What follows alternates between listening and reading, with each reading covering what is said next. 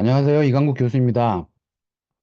오늘은 일전에 얘기 드린 대로 최근 경제학에서 흥미로운 연구에 관해서 소개를 드리려고 합니다. 하버드대 그 로고프 교수가 분석한 700년 동안의 금리의 초장기적인 역사에 관한 논문입니다.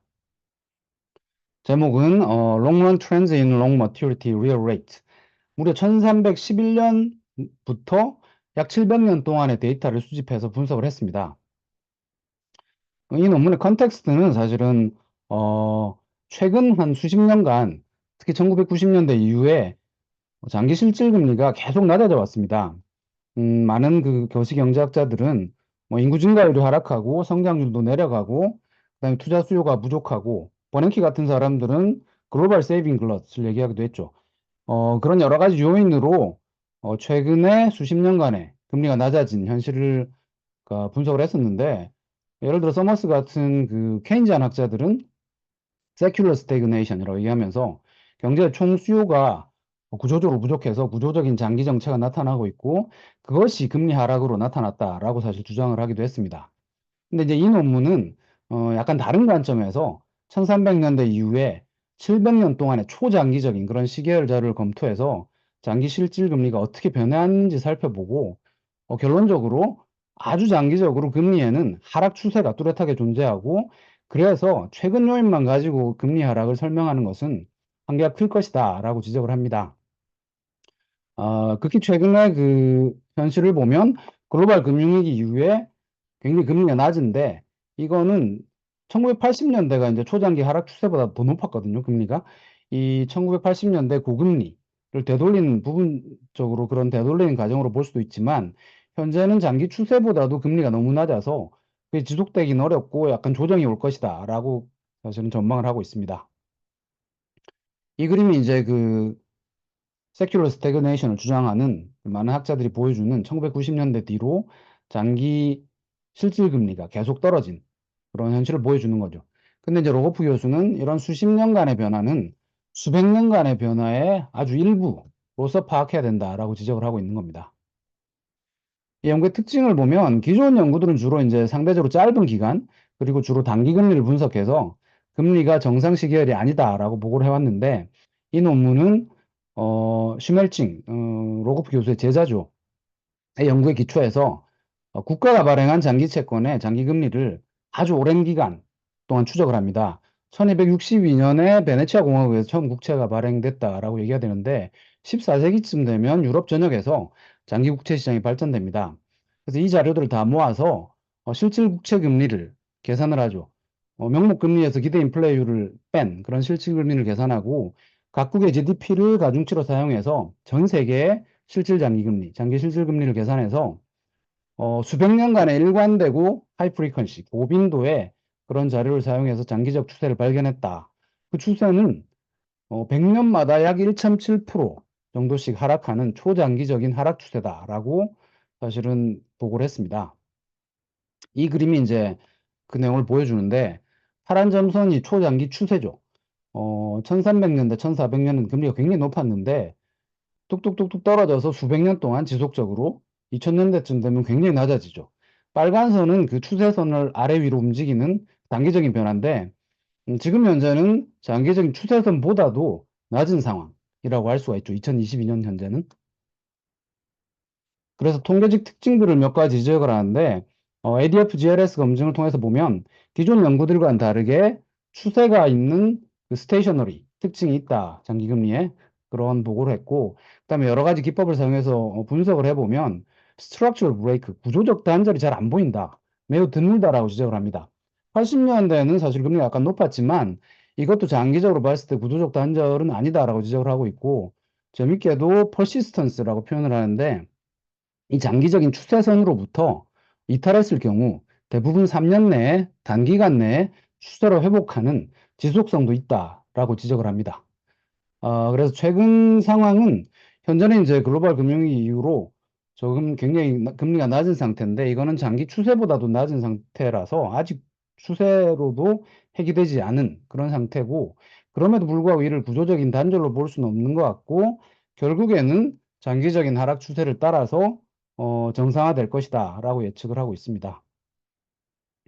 이거는 이제 그 테스트를 사용해서 구조적 단절이 있는지 보여주는데 글로벌한 차원에서는 구조적 단절이 없죠. 각국에서는 몇 년도가 몇 개의 사례가 있는데 그것도 굉장히 드물게 구조적 단절을 확인을 하고 있습니다. 그렇다면 이제 중요한 질문은 어, 과연 이러한 그 금리의 지속적인 하락이 어떤 요인으로 설명이 될 것인가 하는 건데, 아까 얘기 드렸듯이 최근 수십 년간의 금리 하락은 뭐 성장률이나 인구 증가율 하락과 관련이 크다고 주장이 되어 왔습니다. 근데 이제 로고프 교수는 초장기적으로 봤을 때 장기 실질 금리는 경제 성장률이나 인구 증가율과 반대 모습을 보여서 이런 요인들로 설명이 안 된다라고 지적을 하는 거죠. 그러면 이제 700년 동안 나타난 지속적인 금리 하락을 과연 어떻게 설명할까? 가 사실 어려운 질문인데, 다음 연구 과제라고 얘기를 하면서 그래도 이제 몇 가지 가능성을 지적하는데, 예를 들어서 이제 사회적인 차원에서 patience, 인내가 사람들이 증가하면 금리는 낮아지고 그다음에 성장률이 높아질 수도 있다라는 얘기를 하고 전쟁이라든가 역사적으로 나타난 장기적인 불평등의 변화도 중요한 요인일 수도 있다라고 지적을 하고 그리고 이제 금융시장만 보면 역시 국채시장에서 유동성이 굉장히 역사적으로 높아졌기 때문에 사실은 금리가 하락했다라고 이야기를 합니다. 그리고 디폴트 위험은 줄어들었고요. 파이낸셜 타임즈도 최근에 이 논문을 소개하면서 칼럼에서 위험 분석이 발달되고 시간이 갈수록 금융시장이 계속 발전해 왔기 때문에 사실은 장기 실질금리 하락은 이런 금융시장의 발전을 반영한 것이 아닌가라고 지적을 하고 있습니다. 물론 이제 또 다른 해석도 가능하겠죠. 예를 들어서 이제 레디컬한 마르크스주의 입장에서 보면 그러니까 이윤율 하락을 얘기를 하는데 실물 부분에서 이윤율이 하락하는, 즉 자본 수익률이 낮아지는 그런 역사적인 변화가 아마도 이런 장기 실질금리 하락하고도 관련이 있을 수 있지 않나라고 해석을 해볼 수도 있을 것 같습니다. 이런 여러 가지 부분들이 굉장히 흥미로운 앞으로 연구 과제가 될 거라고 생각을 합니다. 근데 이제 극히 최근의 변화를 보면 아시다시피 팬데믹 이후에 경제가 회복되는 과정에서 인플레가 굉장히 높아졌고 국채 금리가 높아지니까 장기 실질 금리도 약간 상승했다는 걸 확인할 수 있습니다. 근데 이제 초장기적인 이런 추세가 지속된다라고 만약에 가정을 하면 멀리 봤을 때 크게 높아지진 않겠지만 아까 그림에서 봤을 때 20세기 이후에는 특히 대공황 이후에는 과거 한 600년하고는 다르게 적어도 대공황 이후에는 장기적인 금리 변화 추세도 약간 낮아지진 않는 즉 높아지는 그런 모습이 있기 때문에 혹시 그 자본주의의 구조 변화 그리고 더욱더 이제 기술 변화 이런 부분들을 반영해서 최근 한 100년간은 그 장기 실질 금리가 과거와 다르게 낮아지지 않아서 앞으로 과연 과거처럼 장기 금리가 진짜로 계속 더 떨어질 것인지 아니면 올라가는 추세가 생길 것인지 이런 부분들은 굉장히 흥미로운 그 앞으로 연구 주제라고 할 수가 있겠습니다. 이 평이 이제 아까 얘기 드렸듯이 멀리 보면 장기적으로 보면 성장률과 인구 증가율이 금리 변화하고 다르게 움직인다는 거죠. 1800년대 이후의 표를 보면 뭐 경제 성장률이라든가 인구 증가율이 높아지죠.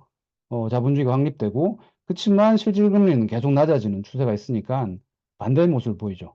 그리고 이거는 그래프로 나타낸 건데 왼쪽은 이제 장기 실질 금리의 추세하고 경제 성장률을 보여주는데 대부분 기간 마이너스 역의 관계입니다. 그래서 코릴레이션을 계산해 보면 실제로 음수가 나오는데 20세기 중반에 약간 아주 단기간 동안 그 비슷하게 움직이는 변화를 말고는 계속 반대 모습을 보이죠. 그다음에 오른쪽은 인구 증가율하고 장기 실질 금리의 변화인데 역시 이것도 같이 움직이지 않는다는 걸 확인할 수가 있습니다. 이거는 이제 아주 최근에 팬데믹 이후의 회복을 보여주는데 2022년 뒤로 팬데믹 이후에 인플레가 높아지면서 장기 실질 금리가 실제로 약간 높아지는 걸 확인할 수가 있죠. 이게 아마 이제 로고프 교수가 아까 지적했던 2022년도는 적어도 장기 추세선보다도 금리가 더 낮은 상황이라서 추세선으로 회귀를 해야 되는데 추세선으로 회귀하는 그런 단기적인 조정이라고 볼 수도 있는 거죠. 이런 최근의 변화는.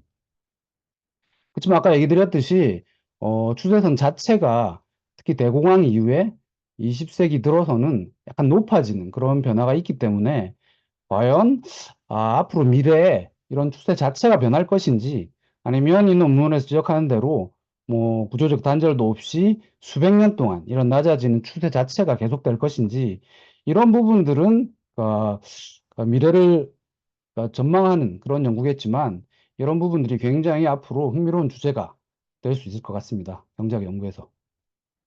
예, 오늘은 이제 무려 700년 동안의 그런 역사를 분석했던 장기실질금리의 변화에 관한 로고프 교수의 사실은 논문에 관해서 살펴봤고요. 흥미로우셨는지 모르겠지만 앞으로도 재밌는 경제학 연구가 있으면 이런 식으로 소개를 하도록 하겠습니다. 예, 감사합니다.